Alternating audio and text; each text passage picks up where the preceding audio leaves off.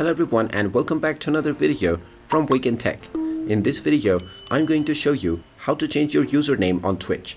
So let's get started right away. First of all, open up your web browser and then in the address bar type in twitch.tv and press enter. You will then be taken into the official Twitch website. Now if you haven't logged into your account already, you will find the login button at the top right corner. You can click on this button and then use your credentials to log into your account. Now after you are logged in, if you wish to change your username, click on your profile icon at the top right corner and then click on settings. From the settings page, you will be able to edit your profile from the main menu.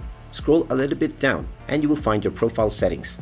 You will also find your username within this section. However, you can only update your username once every 3 months. So if you have already updated your username recently, then you will not be able to change this. However, you can change your display name at any point in time. So simply tap on whichever name you want to edit and you can simply type in whichever name you wish to use. After typing in your name, simply tap on the Save Changes button and now your changes will immediately be saved. And there you have it. That is how easy it is to change your username on Twitch. If you find this video helpful, make sure you hit that like button and subscribe to our channel if you haven't done so already. Also ring that notification bell to never miss another update from us. Thank you for watching and I will see you again in the next video.